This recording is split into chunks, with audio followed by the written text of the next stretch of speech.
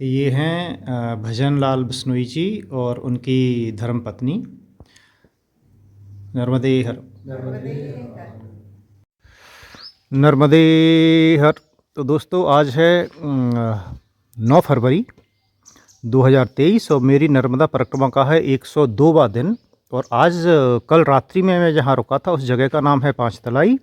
और बिश्नोई जी, भजनलाल बिश्नोई जी जो हैं उनके यहाँ पे मैं रुका था। उनका मैंने पति पत्नी दोनों का क्लिप डाला हुआ है स्टार्टिंग में, तो आप ये देखेंगे। ये जो है उनका घर है।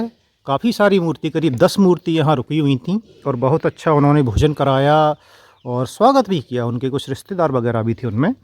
और उसके बाद में यह पास में भी एक सज्जन थे, वो ले गए, उन्होंने दूध वगैरह दिया। तो काफ़ी अच्छा सेवा भाव है। इनकी 5 पीढ़ियाँ जो है लगातार परिक्रमा कर चुकी हैं और 15 साल से सेवा देती हैं यहाँ पर।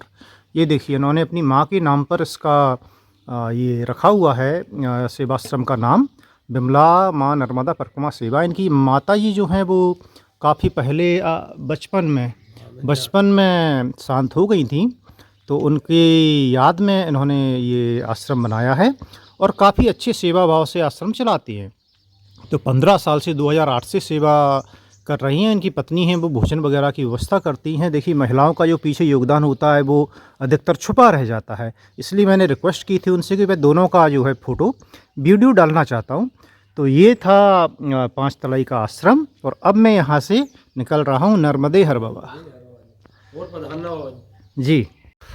तो इस तरह से पाँच तलाई गांव से आज की परिक्रमा शुरू होती है और समय हो रहा है, कितना हुआ है भाई समय, 6:57। तो 7 बजा है तो ठीक है। सुबह सुबह बहुत जल्दी चलने की भी ज़रूरत नहीं है। हालांकि मैं 6:30 के आसपास निकलना चाह रहा था। फिर मैं चाहता था कि उन दोनों का एक फ़ोटो डालूं शुरू में। तो फिर बिश्नोई जी जो है पूजा कर रहे थे तो 5 मिनट उसमें लग गया। फिर उन्होंने बोला एक और चाय पी लीजिए। तो फिर इस तरह से कुल मिला के समय हो गया और समय है अपने पास। तो यूजुअली मैं 6:30 के आसपास ही निकलना पसंद करता हूँ, तो 7 बजे भी ठीक है। चलिए आगे बढ़ते हैं। तो आपको आइए सूर्योदय दिखाते हैं। सूर्योदय जो है, सूर्योदय और सूर्यास्त, ये हमेशा ही मनमोहक दृश्य होता है। तो आओ चलिए भाई सूर्यदेव के दर्शन करते हैं।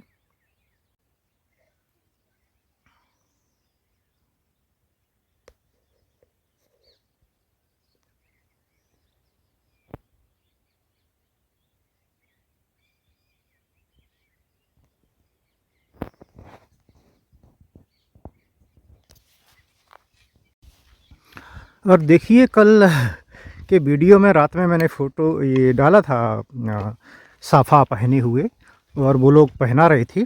तो वो कोई ऐसा नहीं है कि रोज़ाना होता है। क्या था कि बिश्नोई समाज के उनके कुछ रिश्तेदार आए हुए थे। तो उन रिश्तेदार के दूसरे रिश्तेदार उस गांव से और दूसरे गांव से परिचित जो है वो मिलने आए थे।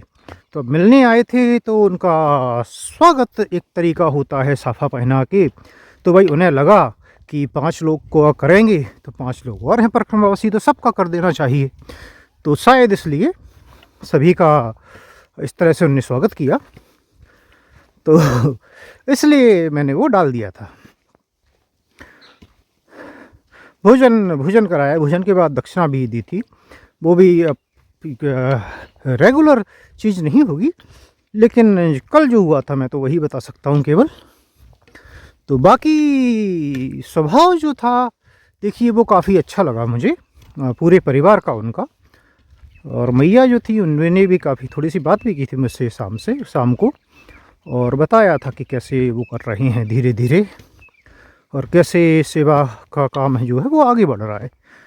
तो भाव दिखा मुझे कि भाई थोड़ी सी भावना है और उससे सेवा करते हैं मैया की। तो मैया की सेवा जो भावना के साथ करेगा तो फिर मैया तो उनका ध्यान रखती ही है। तो यही है। और यहाँ से आगे जो गांव पड़ेगा वो पहला गांव है, वो है बाबर। और उसके बाद और गांव हैं और फिर और गांव हैं और गांव आते रहेंगे। बाकी एक कोई सज्जन ने कमेंट किया है, एक गांव का नाम दिया है कि आप वहाँ से होते हुए आइए और हमारे यहाँ रुकिए। अब मुझे नहीं पता कि वो गांव रास्ते में पड़ता है या नहीं पड़ता है, तो वो कितने बजे पड़ेगा। अगर शाम के वक्त पड़ेगा तो ज़रूर रुकेंगे। नर्मदे हर। और नहीं पड़ेगा शाम के वक्त तो मिलते हुए चले जाएंगे। इतना तो कर ही सकते हैं भाई, करना चाहिए, मिलते हुए जाना चाहिए, मिलना चाहिए, बात करना चाहिए। यही जीवन है और यही परिक्रमा का सही स्वरूप भी है। परिक्रमा में जितने ज़्यादा लोग से आप लोगों से देखिए, हर जगह नहीं, जो कोई आपको रोकता है तो उनकी भावना होती है, तो आप उनसे बात करिए थोड़ी सी। कम से कम आपको अगर कोई चाय के लिए रोक रहा है तो चाय नहीं भी पीना है आपको, आप पी के निकले हैं तो सीधे ना निकलें, 5 मिनट रुकें, थोड़ी सी बात करें, हो सके तो 1-2 घूंट जल पी लें उनका, फिर आगे बढ़ें। तो उन्हें उनका सम्मान भी हो जाएगा, उन्हें अच्छा भी लगेगा भाई सेवा कर रहे हैं वो। और जो बात करते हैं तो कुछ बात में से कई बार हो सकता है 100 में से 1-2 बार कुछ ऐसा निकल आए जो कि आपको मदद करे। जीवन सीखने का नाम है और सीखने के लिए देखिए भरमार होती है। पता नहीं कहाँ से क्या ऐसा मिल जाए जो कि कुछ नया हो या कुछ नया दृष्टिकोण दे जाए। एक शब्द ने लोगों का जीवन बदल दिया है कई बार। एक अच्छा, इसी पर मुझे एक कथा कहानी जो भी बोलिए वो याद आई, तो मैं आपको वो सुनाता हूँ। थोड़ी देर से इधर क्या अंधेरा सा लग रहा है, सूर्योदय हो चुका है, लेकिन ये जो है दोनों तरफ से ढका एरिया है तो थोड़ा अंधेरा लग रहा है, तो वीडियो सही नहीं आ रहा होगा। थोड़ा आके जाके सुनाऊंगा। सूर्यदेव जो हैं, जो आज वो आज लगभग सामने हैं, तो इसका मतलब है कि मैं मैया के बहाव की उल्टी दिशा में चल रहा हूँ। डैम के पानी के कारण पूरा ऐसे घूम के जाना पड़ रहा है। इससे ही आप अंदाज़ा लगा सकते हैं कि दूरी कितनी बढ़ जाती है।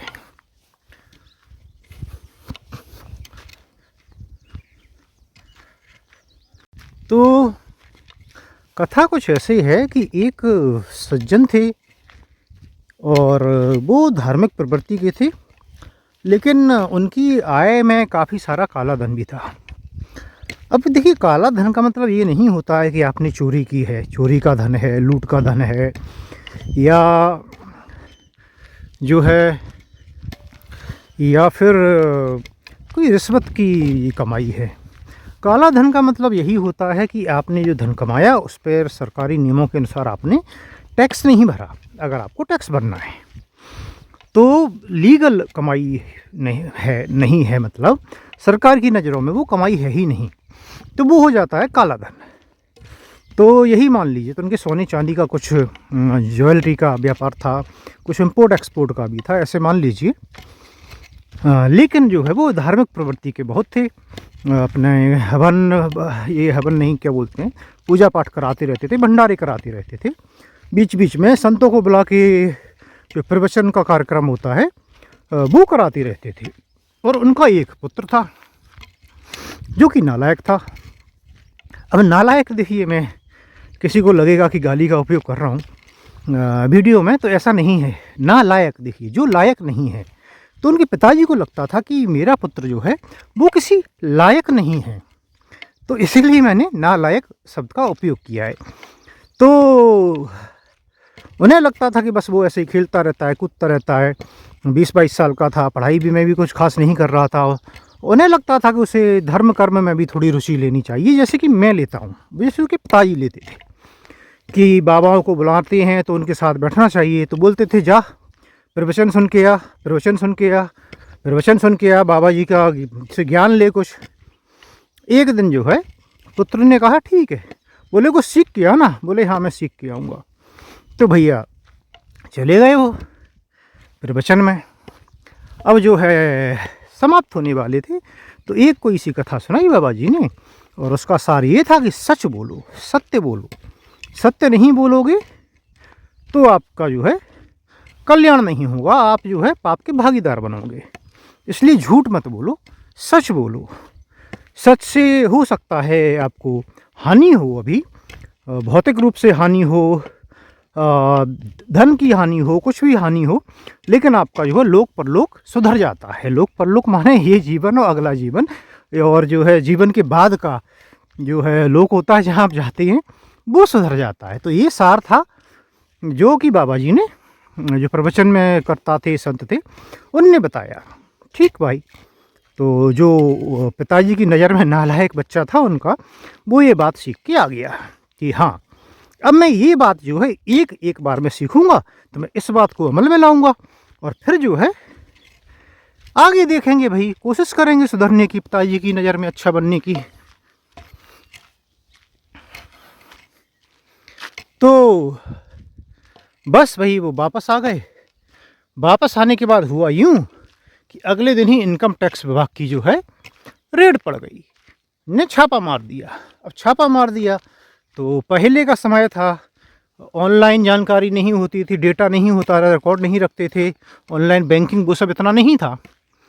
तो क्या करते थे कि धन को अलग अलग जगह छुपा के रखते थे, कैश रखा जाता था, गोल्ड वगैरह, सोना चांदी अलग अलग जगह गाड़ के रखे जाते थे। बहुत सारे मकान होते थे अपने नाम पर, रिश्तेदारों के नाम पर ज़मीन होती थी, उसका रिकॉर्ड जो है वो छुपा के रख देते थे। तो ऐसे पता ही नहीं चलता था कहाँ किसके नाम से है। हर गांव में, हर स्टेट में क्या होता था कि रिकॉर्ड लिख के रखे हुए होते थे जगह जगह। तो आपको कैसे पता चलेगा कि किसकी कहाँ पर कितनी संपत्ति है। तो भाई छापा मारा, तो छापे में उन्हें ढूंढाई की, कुछ सामान ढूंढा, कुछ नहीं था, सबसे इंक्वायरी की, उनने पूछताछ की। जब उनके बच्चे का नंबर आया तो उससे पूछा, भाई काला धन कहाँ कहाँ छुपा रखा है। उसने बता दिया, यहाँ यहाँ रखा है, यहाँ यहाँ कागज़ रखी है, यहाँ यहाँ ये रखा है, उसने सब कुछ बता दिया। क्यों? क्योंकि उसने तो भाई सीख के आया था कि सच बोलना है, झूठ नहीं बोलना है। तो भाई फिर क्या हुआ कि पिताजी बोलने लगे कि भाई तू तो नालायक ही है, नालायक ही रहेगा, तूने डुबा दिया, तूने बर्बाद कर दिया, ऐसा वैसा। तो बोला, पिताजी मैं तो देखिए पहले जैसा था, तो आपने बोला को सीखो, अब मैं सीख के आया, जब मैंने वो किया तो आप अभी भी बोल रहे हैं, तो इसमें मैंने गलत क्या किया? मैंने तो वही किया जो मुझे बताया गया धर्म के अनुसार। तो पिताजी बोले कि ऐसा क्या धर्म जो है जो कि खुद ही को बर्बाद कर दे। तो भाई देखिए, धर्म की परिभाषा फिर अलग अलग हो जाती है। भाई वो चाहते थे कि आडंबर वाला तो करते रहो, कुछ सीखो नहीं, कि दिखावा करते रहो, लेकिन हकीकत में शायद वो नहीं मानना चाहते थे। तो ऐसा है कि जो बात चली थी हमारी, कहाँ से चली थी वो, मैं भूल गया अभी।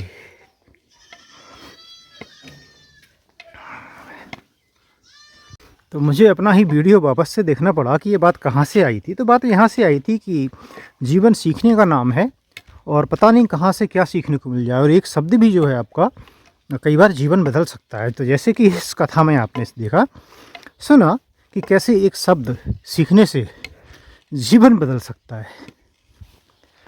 तो ये आ गया है बाबर गांव, और ये जो झंडे लगे हैं ये शायद बाबर की कुटी है, आश्रम है। अब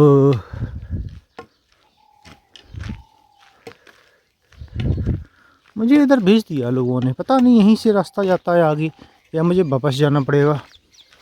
खैर जो भी है, आश्रम है तो देखते हुए जाएंगे, कोई समस्या नहीं है भाई। तो ये है बाबर का आश्रम, शिव जी का मंदिर है, शिवालय है यहाँ पर। बजरंग बली भी दिख रहा है मुझे, बजरंग बली है, गणेश जी का है। तो गणेश जी भी हैं उधर, लिखा हुआ है। तो ये आश्रम है। कल मैं यहीं आना चाह रहा था, लेकिन फिर रुक गया 5 तलाई में।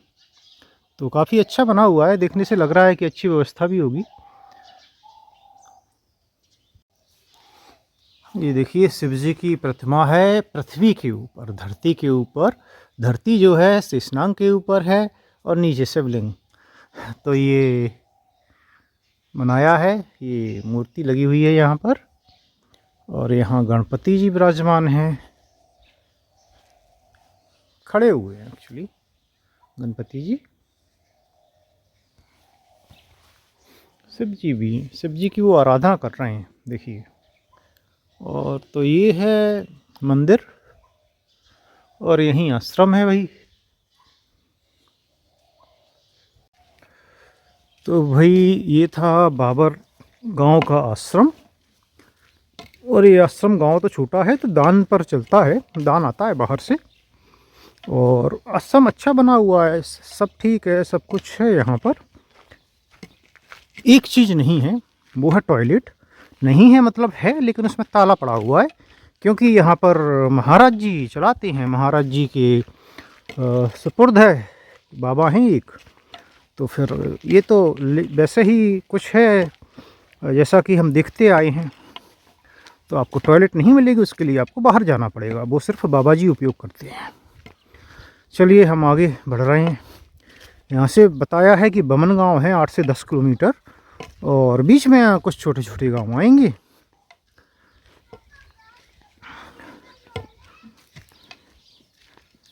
मुझे लग रहा है कि रास्ता काफ़ी घूम के आया है, लोगों ने मुझे आश्रम वाला बता दिया, बोले बीच में कीचड़ था। तो खैर जो भी है, थोड़ा बहुत एक्स्ट्रा चलना है तो चलना है।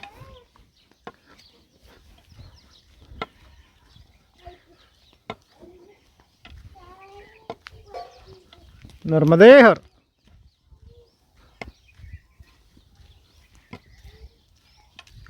यही रास्ता है ना?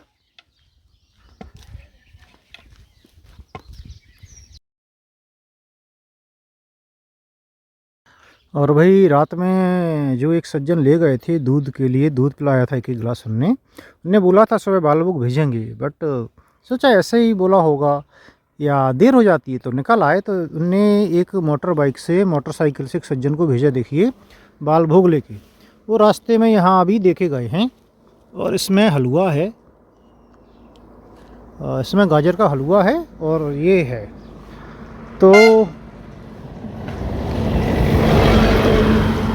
तो यही है कि आजकल कुछ मुझे लगता है कि परिक्रमा पूरी होने वाली है, तो मैया भी कुछ ज़्यादा ही लाड़ बता रही है खाने पीने के मामले में लेके। जगह जगह जो है अब, या फिर आप ये मान लीजिए कि इधर जो है लोग बागों की श्रद्धा है, भक्ति है, वो बहुत ज़्यादा है।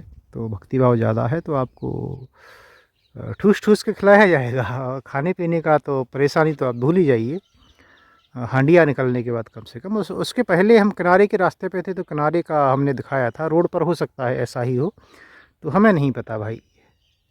तो फिर बालू आ ही गया है, तो फिर इसे कहाँ रखेंगे, तो अब कर लेते हैं, फिर आगे बढ़ेंगे।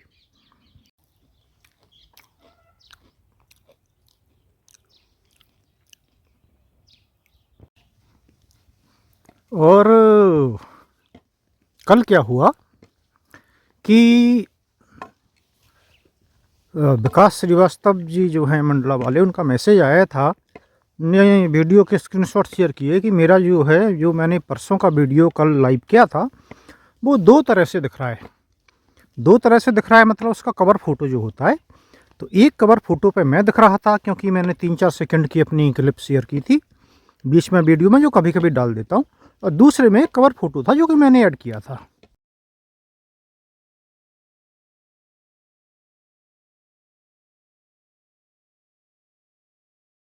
यूजुअली मैं कवर फ़ोटो ऐड करता हूँ जो डिटेल डाल के, वो वाला। तो उन्हें लगा कि कहीं मैंने 2 बार तो नहीं ये कर दिया है अपलोड करने में बहुत समय लगता है, एक ही बार तो मुश्किल से अपलोड होता है। तो हुआ क्या था कि वो टेक्निकल ग्लिच थी, टेक्निकल ग्लिच बोलते हैं हम। उसमें यूट्यूब की तरफ से कुछ रहा होगा, तो शायद वो बफर करके जब अपलोड करने के बाद वाला कवर पेज भी दिखा रहा होगा कुछ समय तक के लिए। मुझे लगता है कुछ समय तक के लिए ही रहा होगा, फिर सही हो गया होगा वो। तो उनने मैसेज किया कि चलो अच्छा, ऐसी बहाने आपकी चेहरा तो दिख गया, ऐसा कुछ लिखा था कि बोले आप बहुत कम दिखाते हो खुद को वीडियो में तो देखिए, शुरू में तो मैंने एक वीडियो के बाद करीब 44-45 दिन में नहीं आया था सामने। और जब नहीं आया था तो बहुत सारे लोग मैसेज करते थे कि चेहरा क्यों नहीं दिखाते हो। कुछ लोग अच्छे करते थे, बट कुछ लोग का कमेंट पढ़ के ऐसा लगता था कि पता नहीं मैंने क्या कर दिया है कि मैं चेहरा छुपा रहा हूँ। तो फिर मैं कभी कभी दिखाने लगा, वो इसलिए कि लोग बोलते हैं भाई, तो दिखा देता हूँ। और एक और कारण भी है उसका, वो ये कि देखिए मैं अपने फ़ोटो वगैरह नहीं लेता हूँ। तो एक बार परिक्रमा पूरी हो जाएगी तो दाढ़ी वाड़ी भी चली जाएगी। और उसके बाद मैं आपको नहीं पता, मुझे नहीं पता मैं कैसा दिखता हूँ। देखिए अभी आज के टाइम अगर मैं खुद को देखने का यही तरीका है भाई, हम लोग मिरर वगैरह तो यूज करते नहीं हैं इधर।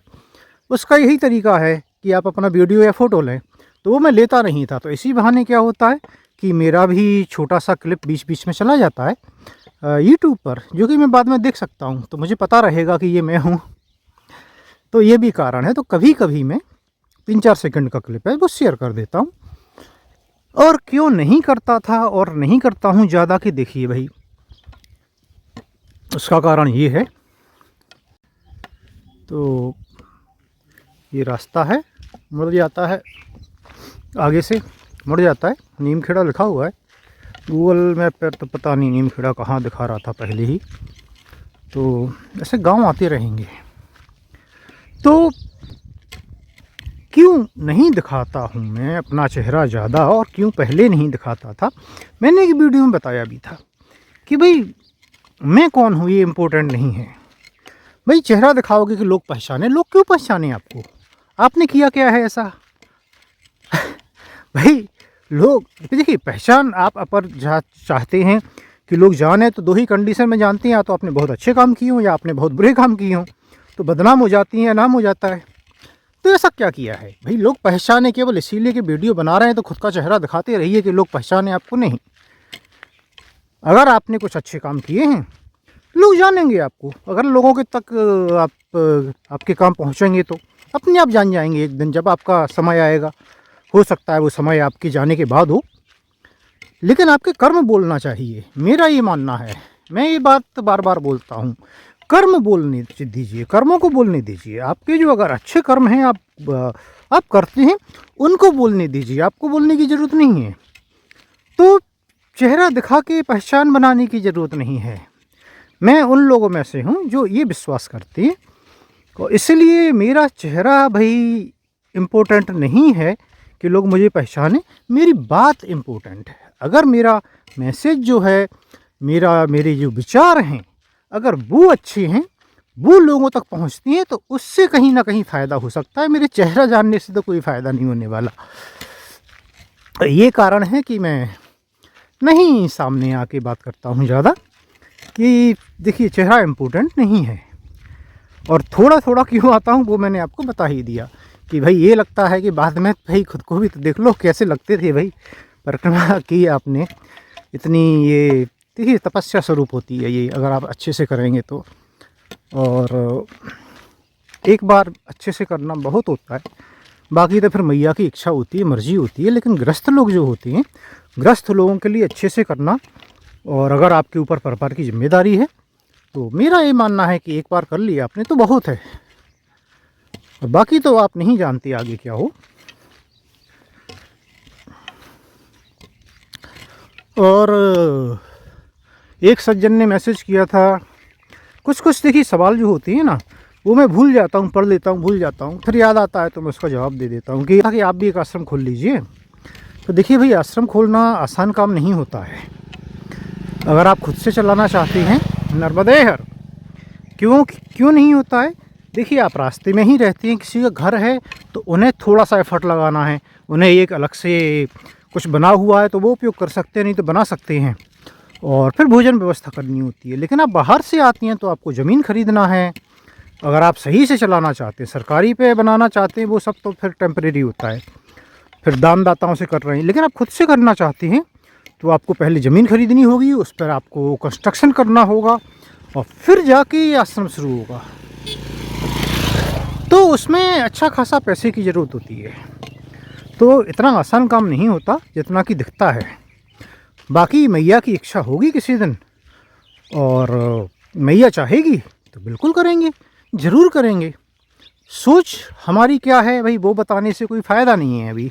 क्यों? क्योंकि जब कुछ कंक्रीट होगा, सामने आएगा, तो फिर विचार जो हैं वो साझा किए जाएंगे आपसे। तो विचार तो भाई बिल्कुल है, अंदर दबा हुआ विचार तो ज़रूर है, लेकिन उसके लिए बहुत कुछ चाहिए। और अगर मैया चाहेगी तो किसी दिन ज़रूर करेंगे।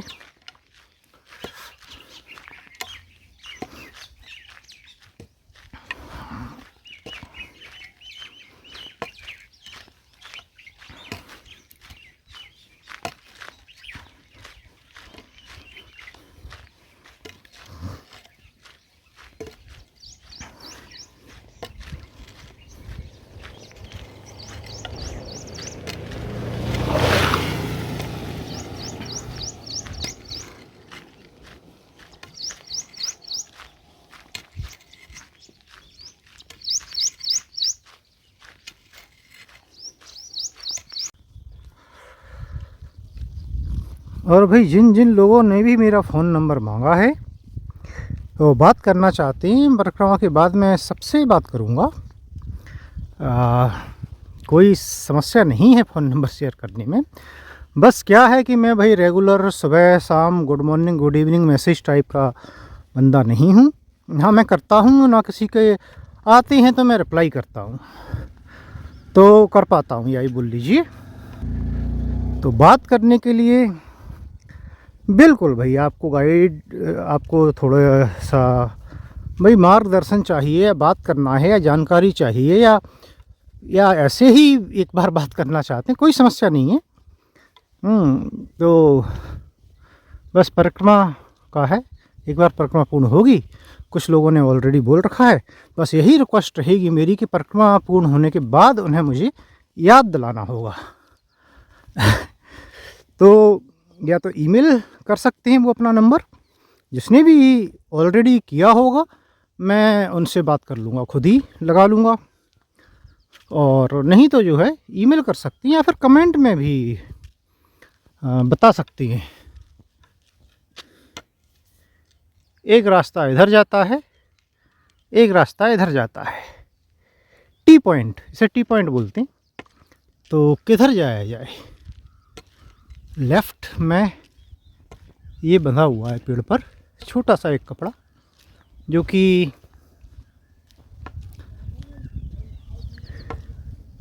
बताता है कि शायद इधर जाना होगा।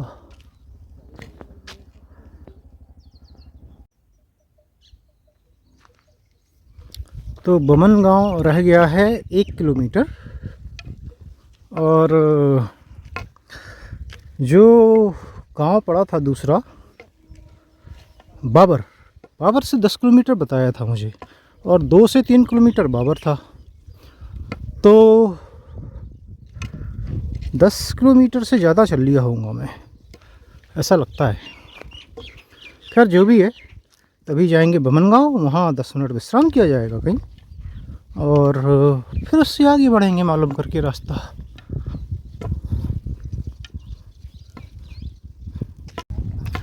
तो ये आ गया है बमन गांव।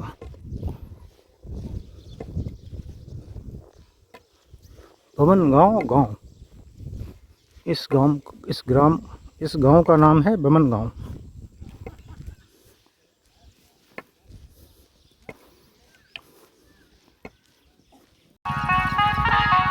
तो इधर जो है धनवाड़ा गांव है, दाईं ओर अंदर, और हमारा रास्ता ऐसे निकल जाता है धनवाड़ा के पास से।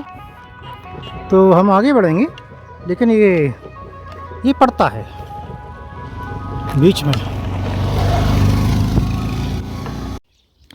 ये सारंगपुर गांव है, और सारंगपुर गांव शुरू होने के पहले ही रास्ता मुड़ जाता है चौकड़ी के लिए। लेकिन मैं गांव के अंदर से जा रहा हूं, तो मुझे आधा से 1 किलोमीटर एक्स्ट्रा चलना पड़ेगा। अब कारण ये नहीं है कि मुझे भोजन करना है, भोजन में नहीं करूँगा, नहीं ही करना है मुझे, लेकिन अंदर आना पड़ा क्योंकि एक सज्जन ने मैसेज किया था कि आप यहाँ आएँ तो हमारे यहाँ रुकिए। तो मैंने सोचा भाई देखिए शाम को तो पहुँच नहीं रहा हूँ, तो दिन में पहुँच रहे हैं तो मिलते हुए चले जाएंगे। लेकिन उनके यहाँ शायद कोई था नहीं पास में, बोला कि वो शायद शादी में गए नर्मदे हर।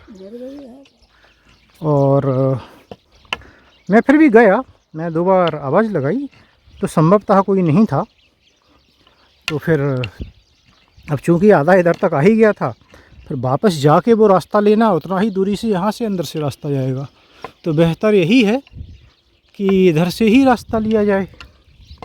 तो गांव के अंदर से निकलूँगा मैं, विश्राम कर सकता हूँ 10 मिनट कहीं, लेकिन भाई भोजन तो नहीं किया जाएगा। नर्मदे हर।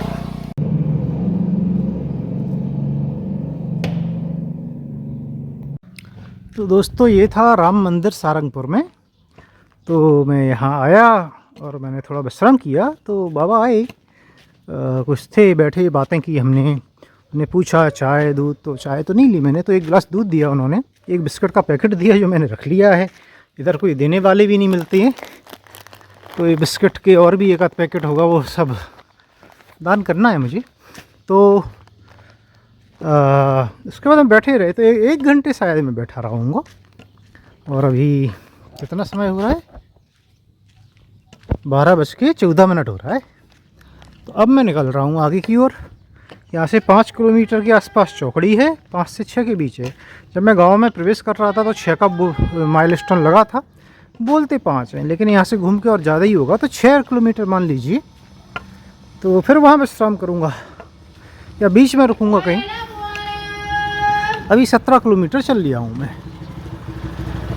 तो फिर जो है उसके बाद में ऐसे ही 6 उसके बाद में 5 किलोमीटर शायद खिड़कियाँ पड़ेगा, और फिर एक और है उसके बाद। तो देखते हैं कहाँ रुकना होगा। अभी से तो नहीं बोल सकते, तो धीरे धीरे आगे बढ़ेंगे। तो दोस्तों ये आ गया है चौकड़ी गांव। अब चौकड़ी गांव से खिड़किया था क्या था, वो जाने के पहले थोड़ा विश्राम किया जाएगा कहीं, क्योंकि पूरा पसीने पसीने हो चुके हैं, गर्मी बहुत है। तो थोड़ा सा कहीं विश्राम किया जाएगा, फिर आगे बढ़ेंगे। विश्राम के लिए कहीं जगह देखनी पड़ेगी जहाँ छाँव हो।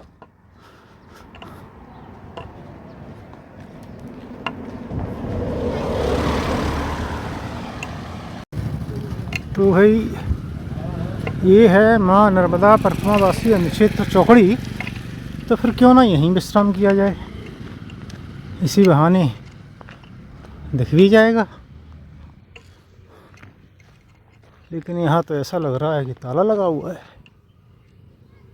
या कोई है, देखते हैं। तो भाई 15 मिनट विश्राम करके हम निकल लिए हैं। वहाँ पर कोई था नहीं, 3 परिक्रमावासी आराम कर रहे थे, और हमने भोजन कर लिया था, तो कोई व्यवस्थापक नहीं था वहाँ उस वक्त। तो वैसे भी मुझे भोजन तो नहीं करना था, पानी ही पीना था। तो फिर मैं वो लोग चले गए, तो मैं भी बाद में निकल आया और एक दुकान पे आके फिर पानी पिया, और अब आगे बढ़ रहा हूँ खिड़किया की ओर। तो अगला जो जगह है वो आई खिड़किया, और संभवतः खिड़किया के आगे 5, 6, 7, 8 किलोमीटर पर जो भी होगा, वहाँ मैं कोशिश करूँगा पहुँच के आज रात्रि विश्राम करने की।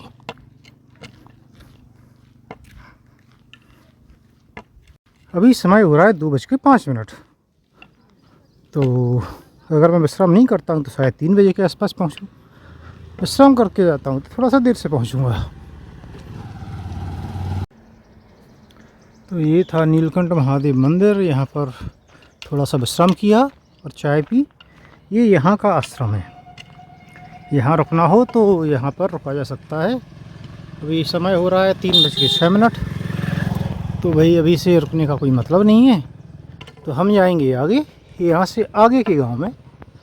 और गूगल पे तो 5 किलोमीटर दिख रहा है, लेकिन थोड़ा घूम के है नर्मदे हर, तो शायद बता रहे हैं रेलवे से क्रॉसिंग करके थोड़ा सा कम हो जाएगा। तो 4 मान लेता हूँ मैं।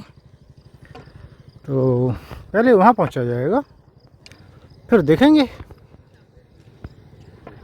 आगे का आगे से भाई वहाँ जाके मालूम किया जाएगा। और एक सज्जन ने कमेंट किया है, पूछा है कि वो बिहार के हैं, शायद समस्तीपुर बिहार लिखा है उनने, और वो मैया की परिक्रमा करना चाहते हैं। तो इनकी इच्छा है तो क्या वो कर सकते हैं? वे क्यों नहीं कर सकते, इसमें बिहार के होने का क्या मतलब है। ये तो भाई महाराष्ट्र में भी तो कहाँ मैया है, वो तो डैम सरदार सरोवर बनने के कारण जो है सूल पानी में उस एरिया में पानी आ जाता है थोड़ा सा, और निकलना खासकर वहाँ से पड़ता है कुछ किलोमीटर, लेकिन नहीं है। और ये परिक्रमा तो कोई भी करता है, पश्चिम बंगाल के लोग करते हैं, और आसाम नर्मदेहर काफ़ी जगह के पूरे भारत के लोग करते हैं। तो आप क्यों नहीं कर सकते भाई? मुझे तो समझ में नहीं आया कि ऐसा सवाल ही क्यों पूछा है आपने। बड़े आराम से कर सकते हैं।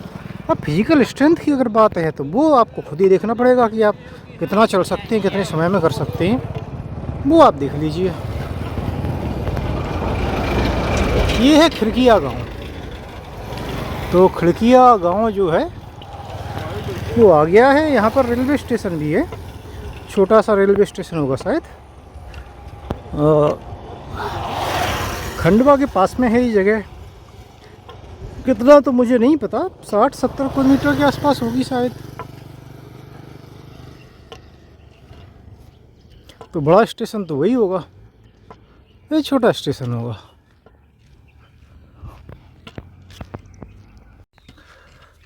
और भाई इस बताया है कि लास्ट में इधर भी जंगल का रास्ता मिलेगा। कितना तो ये पता नहीं, लेकिन बता रही थी कि जंगल का रास्ता भी मिलेगा। और डैम के बैक वाटर पे थोड़ा सा वाटर है शायद, उधर एक लकड़ी का पुल भी बनाया हुआ है, 1.25 किलोमीटर लगभग बड़ा लंबा, पैदल पार करने के लिए, परिक्रमा वासियों के लिए। तो देखेंगे, बड़ा ही अद्भुत दृश्य होगा। बाकी एक सज्जन ने पूछा है कि किनारे का रास्ता के बाद में जब रोड का रास्ता आता है तो क्या बस, टेम्पो, ऑटो से नहीं जा सकते? देखिए भाई, लेते हैं ना लोग वही तो लेके जाते हैं। काफ़ी सारे हमने देखा है, इसलिए वो किनारे के रास्ते लेते ही नहीं हैं। तो क्या करते हैं कि मान के चलिए 3600 किलोमीटर की परिक्रमा है, तो किनारा छोड़ दिया तो वैसे ही आपकी 3000-3200 किलोमीटर की हो गई वो। फिर रोड से तो उसमें 100-200 किलोमीटर चलते हैं, बाकी गाड़ियों से करते हैं। और फिर भाई अब कौन सी परिक्रमा हुई है? तो ये पैदल परिक्रमा हुई है, गाड़ी से हुई या वाहन से हुई, कैसी हुई? क्योंकि आपने अगर आलू टमाटर की सब्ज़ी बनाई तो उसमें 1 किलो आलू डाले, आधा किलो टमाटर डाले, उसके अलावा 2-4 हरी मिर्च भी डालते हैं, थोड़ा सा नमक भी डालते हैं। तो मैंने किसी को ये कहते तो नहीं सुना कि ये नमक की सब्ज़ी है या ये हरी मिर्च की सब्ज़ी है। तो सब्ज़ी किसकी हुई फिर वो? तो परिक्रमा तो वाहन से हुई ना भाई। अब वाहन से परिक्रमा हुई, लेकिन वाहन से नहीं बोलना चाहते या वाहन से नहीं करना चाहते क्योंकि या वाहन ले जाने की व्यवस्था नहीं है या फिर महंगा पड़ रहा है मान लीजिए, तो अलग बात है। तो पब्लिक ट्रांसपोर्ट का यूज करके करना चाहती हैं, तो वो वाहन से ही हुई। देखिए, वाहन से परिक्रमा करने वाले भी चलते हैं पैदल, काफ़ी चलना पड़ता है उन्हें भी, हर जगह 1-2-4 किलोमीटर चलना ही पड़ता होगा। तो उससे अच्छा ये है ना कि वाहन से परिक्रमा करिए और फिर पैदल चलिए, इतना चल सकते हैं,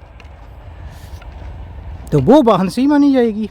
पैदल में वाहन का उपयोग करना तो ठीक नहीं है। अगर पैदल परिक्रमा पर निकले हैं तो फिर पैदल ही करिए। कोई समस्या आती है भाई पैर में, किसी को बोलते हैं पैर में ऐसा हो गया तो हम बस से बैठ के चले गए, नहीं भाई, अगर पैर में समस्या आ गई आपके, पहले तो सही चलिए, कम चलिए तो नहीं आएगी, और आ गई तो वहाँ रुकिए ना, उसी के आसपास के आश्रम में रुक जाइए, उसे सही करिए, फिर आगे बढ़िए। तो मेरा तो भाई यही मानना है। देखिए, करने वाले तो सब तरह से करते हैं, तो आपके ऊपर है, लेकिन मेरा यही मानना है कि अगर पैदल पे निकलना वाली हैं तो अच्छे से तैयारी करके पैदल ही निकलिए और पैदल ही कीजिए उसे। पैदल माने पैदल होता है, फिर आपको 10 कदम भी गाड़ी से, मोटरसाइकिल पर बैठ के जाने का कोई एक्सक्यूज़ नहीं होना चाहिए, आपको पैदल ही करना है। और अगर आपको लगता है नहीं कर सकते तो फिर गाड़ी से कीजिए, और पैदल चलने का थोड़ा सा मज़ा लेना चाहते हैं, मैं यही बोलूँगा, तो गाड़ी से करिए। और भाई जहाँ भी किनारे का रास्ता है वो गाड़ी से बोल दीजिए भाई आगे मिल जाए, किनारे से चलिए आप। बहुत सारे हमने देखे हैं वो गाड़ी पे सामान लाद के चलते हैं और ख़ुद पैदल चलते हैं। कुछ लोग पूरी पैदल करते हैं गाड़ी के साथ, तो रोड का रास्ता लेते होंगे नर्मदेहर। तो कुछ लोग गाड़ी में सामान रखते हैं, थोड़ा सा पैदल चलते हैं, फिर गाड़ी में बैठ जाते हैं, फिर थोड़ा जहाँ उनका मन करता है पैदल चलते हैं, डांस करते हैं ऐसे भी देखिए, मज़े करते हुए जाते हैं वो। तो उनके लिए भाई वही यात्रा है, तो आप उस हिसाब से कर सकते हैं। तो अपना डिसाइड करिए भाई कैसे करना है। तो मेरी सलाह तो यही थी कि अगर पैदल पर निकलें तो पैदल ही करिए, नहीं तो पैदल परिक्रमा पर निकलिए ही मत। पैदल परिक्रमा का नाम मत दीजिए उसे, क्योंकि फिर वो आपने सोचा पैदल का तो एक तरीके से संकल्प हो जाता है, फिर आप वो नहीं कर पाते तो वो ठीक नहीं है।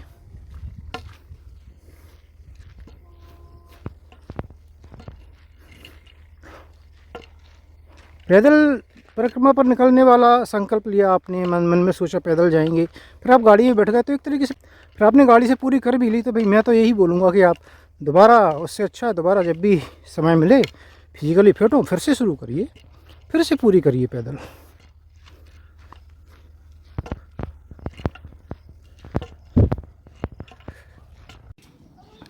और ये आ गया है पोखरनी गांव। समय लगभग 4:30 हो रहा है और शायद 1 किलोमीटर बाद कोई बताया था रुकने की जगह है यहाँ पर, तो संभवतः यहीं रुका जाएगा। देखते हैं, जगह पहले बताई थी पिछले गांव में, तो यहाँ का स्टेटस मालूम करना पड़ेगा। कुछ होगा तो फिर यहीं रुक जाएगा आज। पोखरनी गांव, तो मैं पोखरनी गांव से निकल आया हूँ। पोखरनी गांव में कोई व्यवस्था नहीं थी, ऐसा गांव वालों ने बताया। और जब गांव से निकल के इधर आ गया था तो एक सज्जन बोले कि नहीं, वहाँ मंदिर में व्यवस्था है, जबकि उस मंदिर के सामने ही मैंने पूछा था, तो वहाँ बोले कि नहीं इधर नहीं है, गांव के बाहर एक कुटिया है वहाँ चले जाइए। तो देखिए जो भी है, इधर एक कुटिया है शायद, और नहीं तो फिर आगे बढ़ेंगे, जितना बढ़ पाएंगे आगे का गांव देखेंगे, कुछ व्यवस्था हो ही जाएगी भाई। जो होगा सो होगा, मैया के ऊपर है वो, तो मैया जो व्यवस्था कर देगी वहाँ रहा जाएगा। सर्दी भी अब तो कम हो गई है, तो मंदिरों में भी ठहरा जा सकता है।